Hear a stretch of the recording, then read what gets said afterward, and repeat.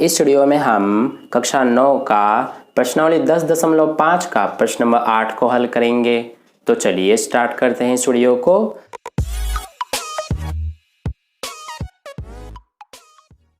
तो देखिए dear students, प्रश्न नंबर 8 में हमसे क्या पूछा गया है कि यदि एक समलंब की असमांतर भुजाएं बराबर हो तो सिद्ध कीजिए कि वह चक्रीय है। तो डियर स्टूडेंट्स, ये जो हमारा ABCD है ये एक समलंब है। अब समलंब किस प्रकार का चतुर्भुज होता है जिसकी कोई सी भी दो भुजाएं जो हैं वो समांतर हो। ठीक है, यानी कि भुजाओं का एक युग्म हमेशा समांतर होता है समलंब में, और हमें ये समलंब को चक्रीय चतुर्भुज सिद्ध करना है इस प्रश्न में। ठीक है, तो देखिए इसको हम किस प्रकार से चक्रीय सिद्ध कर सकते हैं। यहाँ पर इस समलंब को चक्रीय चतुर्भुज सिद्ध करने के लिए हमें इसमें रचनाएं करनी पड़ेंगी। रचना क्या करनी पड़ेंगी कि जो ये DC है, इस DC पर हमें ये AM एक लंब खींचना पड़ेगा। तो यहाँ पर हमने ये AM लंब खींचा है तो हमारा क्या होगा कि इधर भी और इधर भी 90 डिग्री के कोण बनेंगे, यानी कि समकोण। इसी तरह से एक और हमें ये BN भी लंब खींचना पड़ेगा इस DC पर, तो यहाँ पर भी हमारा 90 डिग्री का कोण बनेगा और यहाँ पर भी। ठीक है, तो ये हमने यहाँ पर रचना कर दिया।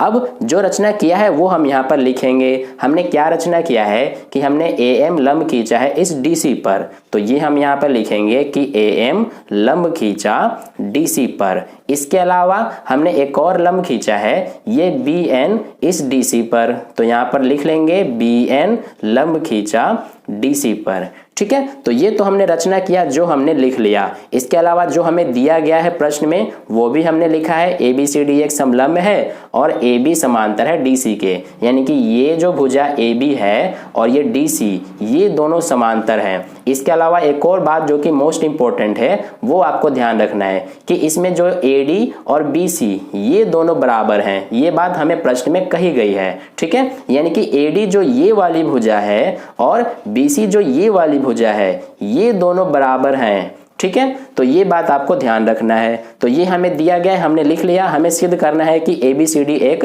चक्रीय चतुर्भुज है, और जो हमने रचना किया था वो हमने यहाँ लिख लिया। अब हम करते हैं इसका हल। तो देखिए इसके हल में हम सबसे पहले क्या करेंगे कि दो त्रिभुजों को लेंगे। ध्यान दीजिए, यहाँ पर एक त्रिभुज ये AMD हम लेंगे और एक त्रिभुज ये BNC लेंगे। दोनों त्रिभुजों को हम लेकर और सवांग सम सिद्ध करेंगे। ठीक है, तो यहाँ पर हम लिख लेते हैं कौन कौन से त्रिभुज है हमारे। त्रिभुज AMD तथा दूसरा कौन सा त्रिभुज है, त्रिभुज BNC में।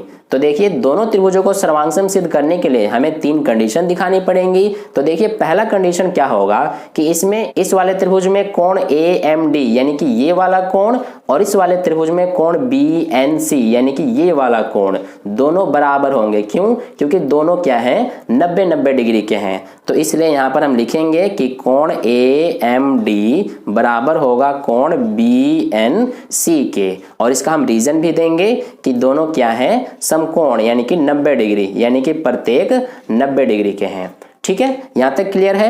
अब देखिए दूसरा चीज इसमें आप देखेंगे कि जो इस त्रिभुज में AD और इस वाले त्रिभुज में BC ये दोनों बराबर होंगी, क्योंकि ये दोनों बराबर इसलिए होंगी जैसा कि हमें प्रश्न में दिया गया है। ठीक है, तो इसलिए यहाँ पर हम लिखेंगे कि AD बराबर BC है, और इसका हम रीजन देंगे ये हमें दिया है।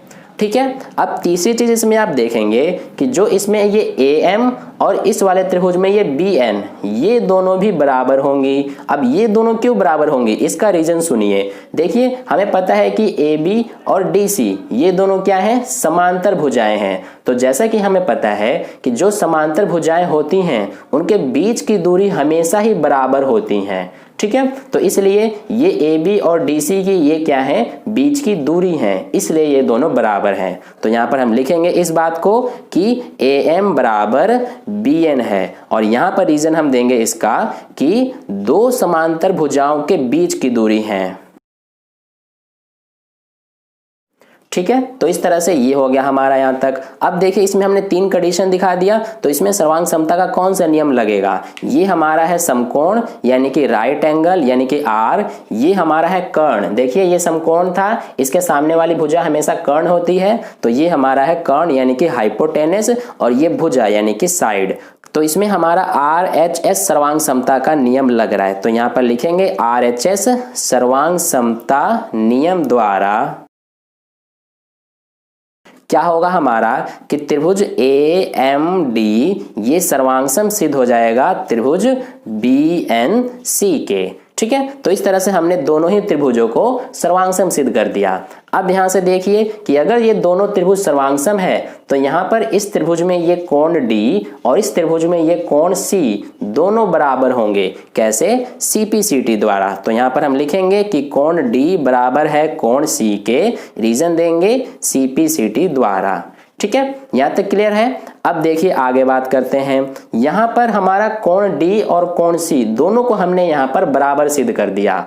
अब इसके अलावा आगे देखिए कि हमारा इसमें ये कोण A, ये पूरा कोण A है और ये कोण D, ये दोनों क्या होंगे मिलकर 180 डिग्री के होंगे। यानी कि कोण A प्लस कोण D बराबर कितने डिग्री के होंगे? 180 डिग्री के। अब इसका रीजन सुनिए क्यों। जैसा कि हमें पता है कि ये ABCD हमारा क्या है? एक समलंब है और समलंब की ये दोनों क्या हैं? समांतर भुजाएं हैं और समांतर भुजाओं को प्रतिच्छेद करने वाली ये रेखा AD है जिसको हम क्या कहते हैं? तिर्यक रेखा।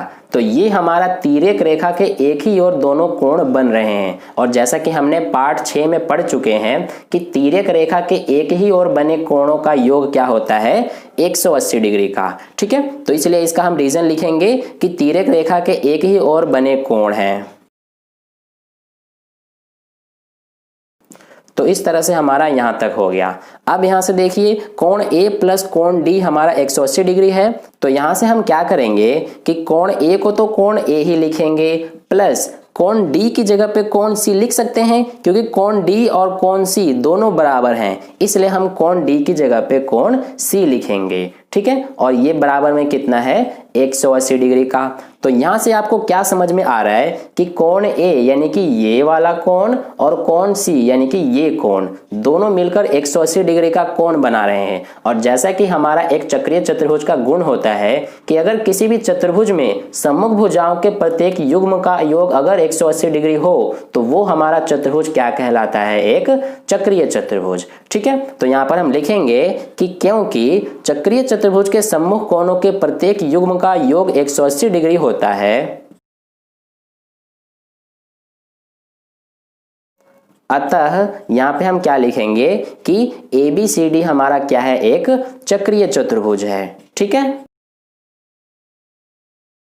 तो इस तरह से हमने ये सिद्ध कर दिया कि हमारा ये जो समलंब ABCD है ये चक्रीय चतुर्भुज है। तो इस तरह से प्रश्न नंबर 8 का हल कंप्लीट हुआ। अगर आपको वीडियो अच्छा लगा है तो इस वीडियो को लाइक कर दीजिएगा और पहली बार वीडियो को देख रहे हैं तो चैनल को सब्सक्राइब करके बगल में जो बेल आइकन आता है उस पर ऑल वाले पे क्लिक कर लेना ताकि नेक्स्ट वीडियो अपलोड की जाए जैसे ही उसका नोटिफिकेशन आपको मिल जाए। और अपने दोस्तों के साथ भी इस वीडियो को शेयर कर दीजिए ताकि उन्हें भी से हेल्प मिले। और कहीं भी डाउट है प्रश्न में तो आप कमेंट करके मुझसे पूछ सकते हैं। तो फिर मिलते हैं नेक्स्ट वीडियो में नए प्रश्न के साथ। तब तक के लिए अपने ध्यान रखें।